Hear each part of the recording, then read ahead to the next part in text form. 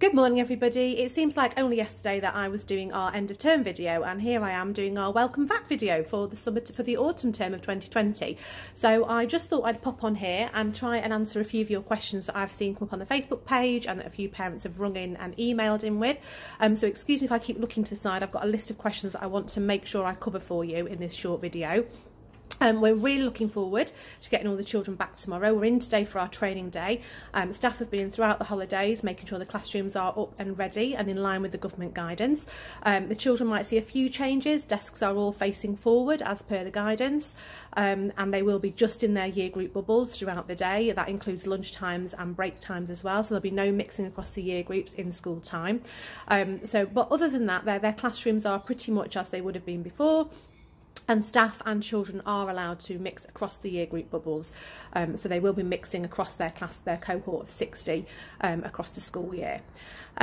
In terms of the school site, obviously before we broke up we talked about the one-way system that we're going to have in place for children coming on off site. That is to reduce the amount of face-to-face contact, so it's trying to get everyone going in the same direction around the site. It's also to try and reduce the number of people waiting around the site at any time. Obviously the guidance is trying to get us to reduce big groups of people waiting at any point at any time.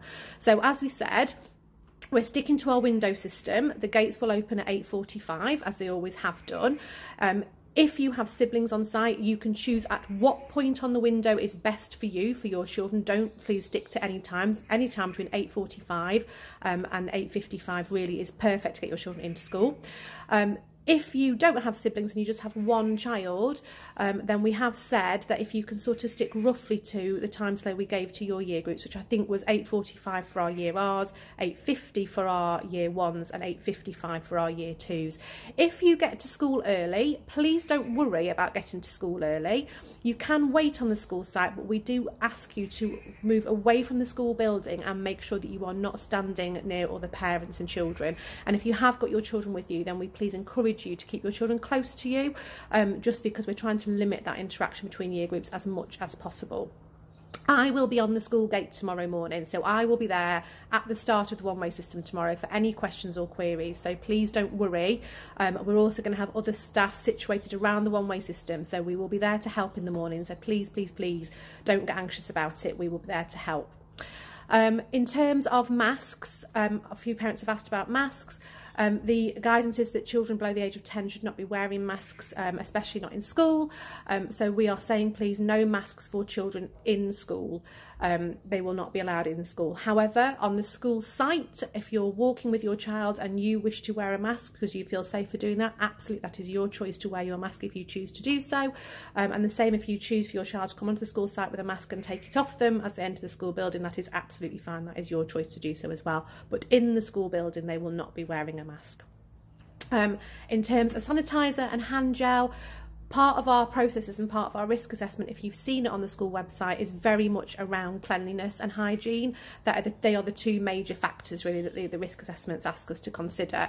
Children are going to be washing their hands throughout the day. They'll be washing their hands on entering the building, they'll be washing their hands after any particular activity where they've been touching resources, they'll be washing their hands before going out to play, they'll be washing their hands when they come in from play. So hand washing is a major part of our school day now.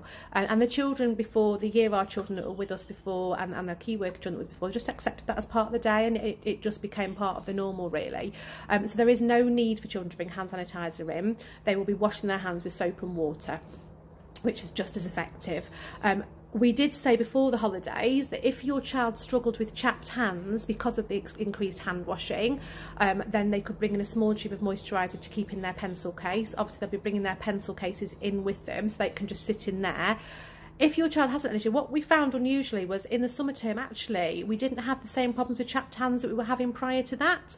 I don't know if the children's hands just got used to the soap and the water and therefore it wasn't such an issue. But if you know your child has got sensitive skin and that has been an issue for them, then please put a little tube of moisturiser into their pencil case, and we can make sure that, you know, throughout points of the day they can just rub a little bit into their hands to make sure their hands don't get sore, because I know it's really uncomfortable for them if it does. Pencil cases need to come into school if they are they need to be personal. They need to be something, try and not get just bland generic ones because there's going to be 30 pencil cases in a class. We will fill the pencil cases. The main reason we're asking for pencil cases is that obviously, as you know, probably from your children at home, when they use pencils, they tend to chew the end sometimes. Obviously, in terms of passing on germs, that's going to be a really big risk. So children are going to still have their own pencils and their own pencil crayons in order to write and draw within school. So we will allocate those. We've got the resources in school. They will go into their pencil case and their pencil cases will stay in school.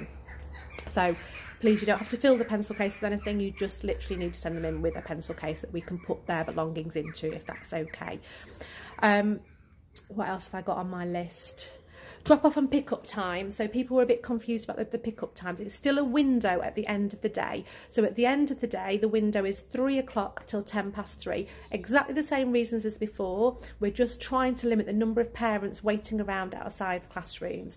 When we see you as a parent, your child will be released to you and you will continue your journey around the one-way system and out of the exit. Okay, this is all going to be trial and error. We don't know how it's going to work. If it's not working, obviously we'll revise it and we'll re-communicate with you what we think is a better way of doing it. But for now, because we're very aware we've got a lot of parents who have children at the junior school who have got allocated time slots, we're trying to keep our slots flexible so that you can fit in with the children that you've got across the road. A few questions about attendance. The guidance at the moment, as it stands, states that our attendance systems have to go back to as they were before lockdown, which means that unless your child has a genuine absence not a reason not to be in school, then normal absence procedures would be undertaken. So if your child was not in school and there was no reason for it, then unfortunately we would be having to look at a penalty notice for that situation if it came over 5 days of absence. So that's not our choice, that is what the government are saying that we need to do. Attendance, as I said before, is as it was before lockdown. If your child has a normal cough or a cold, then they would be expected to come into school unless they were really poorly with it. If any normal illnesses, they wouldn't be expected to come into school. But any signs of COVID, coronavirus, then high temperature, a continuous cough that's unusual, or any loss of taste or smell, then they would not be expected to be sent into school, and you would be expected to get your child tested. Any child over the age of 5 who shows symptoms should now be tested, and all the guidance and advice for that is available online, or school can talk you through it if you find yourself in that situation. Any child in school or any member of staff in school that was to show any of those signs of coronavirus while in school, so a high temperature, continuous cough, or a loss of taste or smell, exactly the same thing, they'd be taken to an isolation room.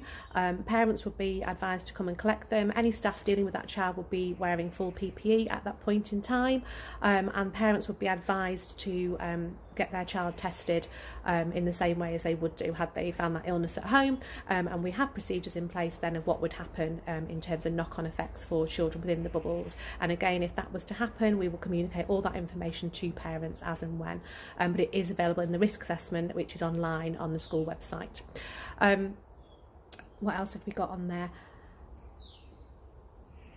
I think we have not got, so somebody asked about temperature checking. We will not be checking temperatures on entry to school. However, if a child is poorly in school, then we will check temperatures then, as we would do normally for any child who said they felt poorly in school. We would always check their temperature anyway. It's part of our processes for sending children home, is to check what their temperature is before they go home anyway. I think that really has covered the main things that were on the Facebook page as queries. The best thing to do, if you have a concern or query, the risk assessment is on the website. It's a very lengthy document because it's had to be, but it contains all the information on everything that school is doing in order to reduce the risk and to make it a safe place to be. If you can't find the information you need within the risk assessment, then obviously please give us a ring and we're more than happy to talk to you. But the main key points are one-way system coming in and out, making sure that we follow those rules and we make sure that we're limiting contact there as much as possible. Children need a pencil case that they can put their belongings that will be given to them by school when they come in tomorrow. Any child showing any symptoms of COVID at all should not be in school in the first place. So school should be a safe place to be, because there should be nobody in school that is symptomatic anyway. Any child that is showing symptoms, or any adult in school that's showing symptoms, we have set procedures in place that we need to deal with those. Attendance has become compulsory again. There is no choice anymore, as there was before the autumn term, to decide whether you send your child in or not. Attendance is now back to how it was before, unless they change that again, which they could well do, as we know they're changing things on a day-to-day basis. But from this point on, your child does need to be in school if they are well. I think realistically that is it. If I think of anything else, I'll pop a note on here anyway. And we're just really excited to have everybody back. Our concern and our priority is always your child's well-being and your child's safety. So please be assured that we have done everything we possibly can to make sure that coming back to school is as safe for them as it possibly can be, and as safe for our staff as it possibly can be, because we all have families of our own, and obviously we want to remain safe and healthy for our children and our families. So we have done everything we possibly can to work with the guidance and to make this a positive experience for your children. You know, the next couple of days are going to be all about getting used to routines, getting used to being back in school, getting used to things that they've not had to deal with for a very long time, and making sure they are happy, because children don't learn unless they are happy. So for us, we've got to get it right. Okay, so can't wait to see you on the school gate tomorrow. Take care of yourselves, and hopefully it'll be a really positive start to our school year. Take care, everybody. Thank you. Bye bye.